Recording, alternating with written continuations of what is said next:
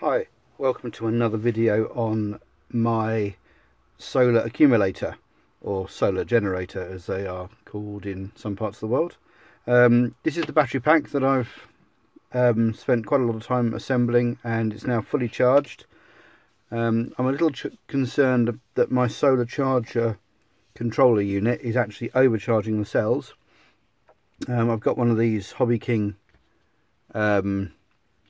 kind of like multi-cell battery pack checkers, and it's showing that the middle cell is at 4.28 volts, which is, well, a little bit high in my opinion. Number one cell is 4.23 and number 3 is 4.20, so I've got a bit of a swing. I noticed with this pack that the middle pack seems to charge faster, and it also seemed to, when I put it on a balance, it seemed to discharge faster as well. So I think I might have one of the 5 amp connections to one of the cells is not working correctly, so it's running only 15 cells and not 16, which could be an issue, so that'll need addressing. I also need to address this rather high state of charge. Obviously the battery BMS isn't, well, I wonder if it's holding to the lowest cell voltage of 4.2 and allowing the others to creep up. I've got one of these cheap Chinese BMSs. I've also got one of these. This thing here is supposed to be an active balancer, but I don't know at what voltage differential it is supposed to start balancing, because quite clearly we've got a 0.08 volt difference between the lowest and the highest cell here, and it's not balancing it, which is a little curious. I have seen it balance, so I know it's working, but I also need to investigate that. I don't know quite how accurate these voltage readings are, so I was going to just do a quick check with a more accurate DMM, just so that I can prove to myself that they are or aren't too high, which is going to be rather curious. I'm going to see if I can do it through by back probing through here. 4.208 on that one. 8. Let's just do between there and there. 4.288. So yeah, it's almost 4.29. And 4.24. So that's reading low, I think. That one's reading about right, and that one's reading about right. So the meter in there, 4.205, yeah. 4.288, so that is high. 4.245. So yeah, this one here is reading about, or just dropping down to 0.2, so that's reading a bit low off the top of my head. 0.15 volts, 0.15 volts low. That one's about right, and that one's about right.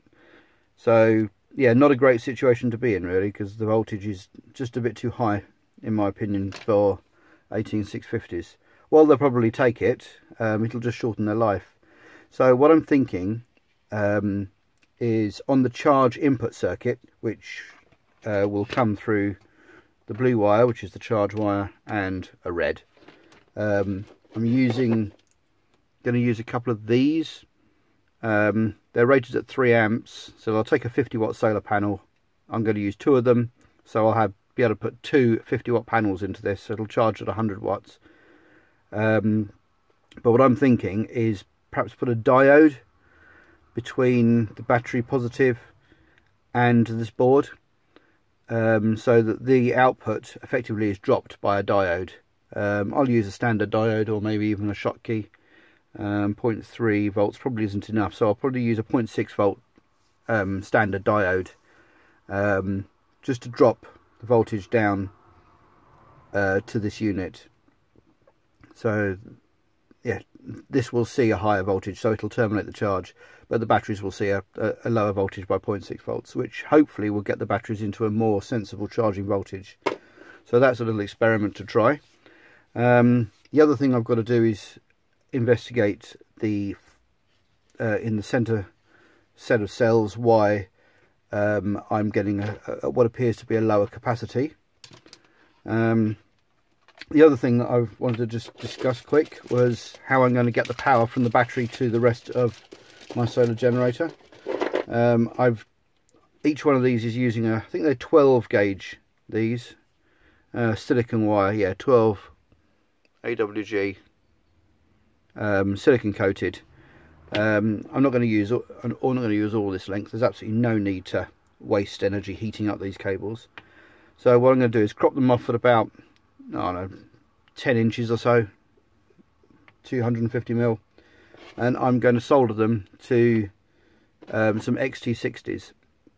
Now what I'm going to do is, because I've got a pair of wires, I'm going to use XT60 for the positive, so both wires will go into this, so this will be carrying a combined current of XT60 will handle 60 amps, so using both the connectors it'll handle 120 amps, which is about the same. These cables I think are rated at 60 or 70, so it's the same.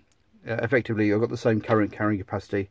I'm going to use an XT60 on the positive and then another XT60 on the negative, so that will be the same, so that I've got more than enough capacity in these cells to handle more than the BMS. The BMS is rated at 100 amps.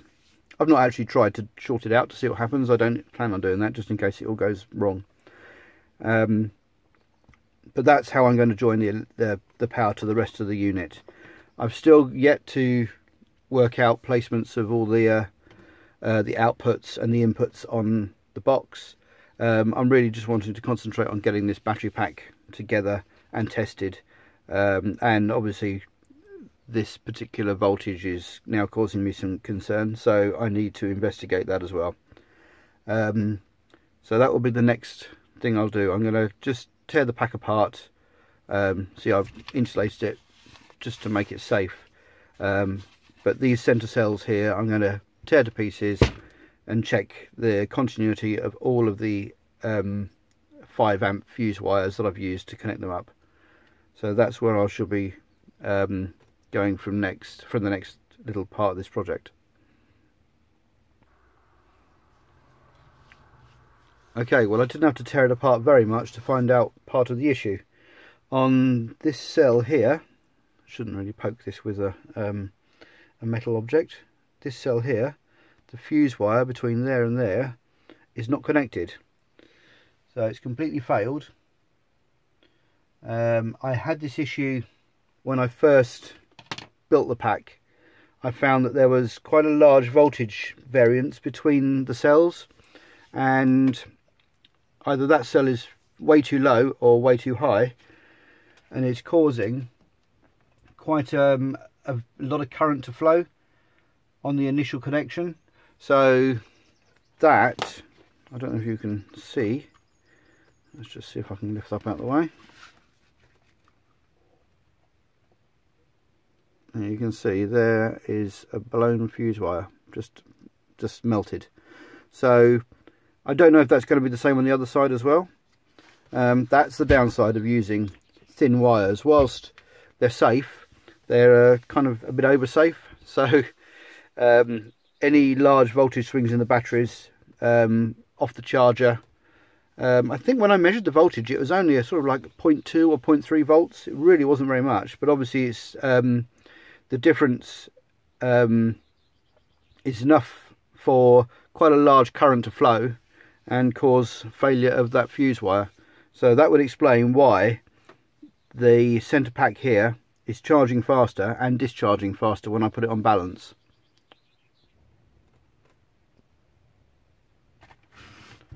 Something else that I didn't do, which I don't quite know why, on these joiners, I call them joiners, where they take the links from the packs, for some strange reason I didn't link across these groups of cells. So you've got 16 cells here, but they've been grouped as 2 groups of 8, and presumably on that as well.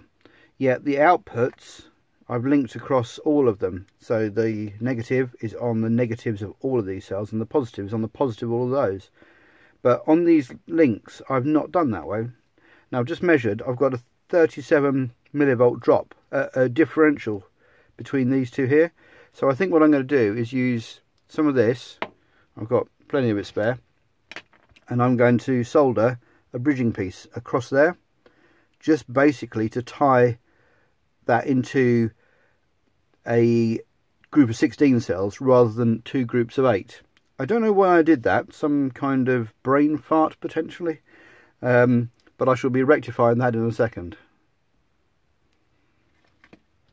So what I've done is I've just cut some bus bars, a short piece. I'm going to put one at this end and then another one at this end. I'm just going to solder those in, and I'm going to attempt to repair that and see if the fuse wire blows again.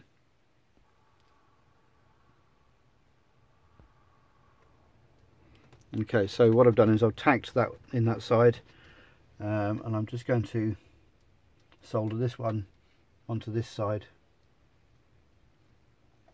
They're quite beefy, these, so they do take a fair amount of solder to get them to flow.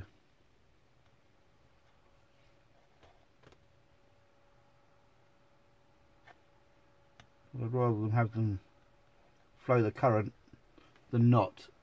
So that's soldered across.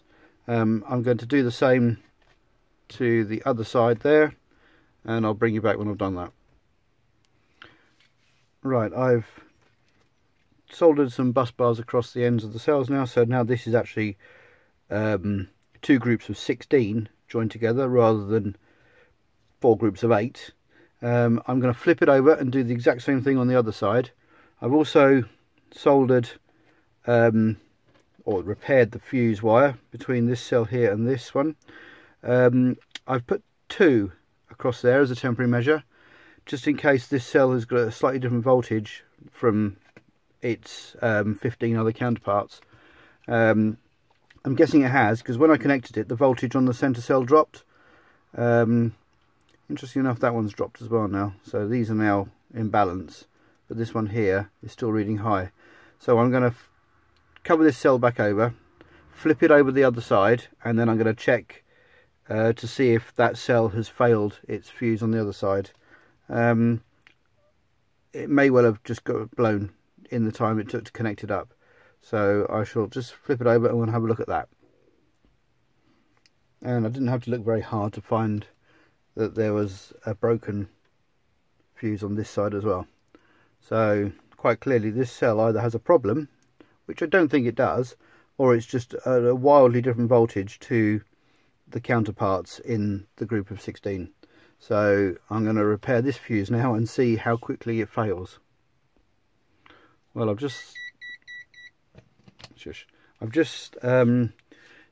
quickly tacked a new piece of fuse wire in. So far it's not gone bang,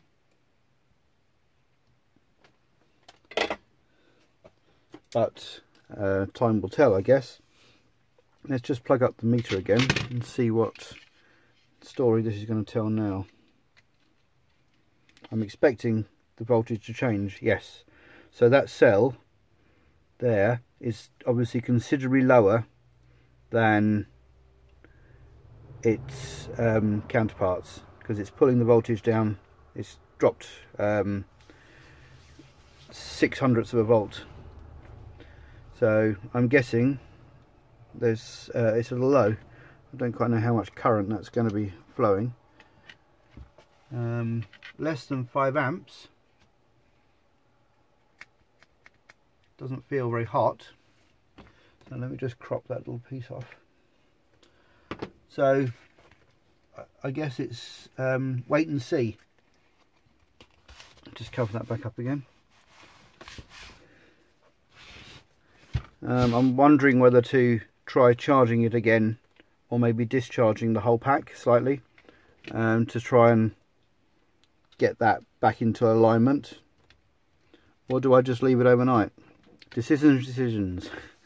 I'm going to leave it for a little while and see what happens, and I shall come back to you when I've found a conclusion to this particular strange problem. So thanks for watching.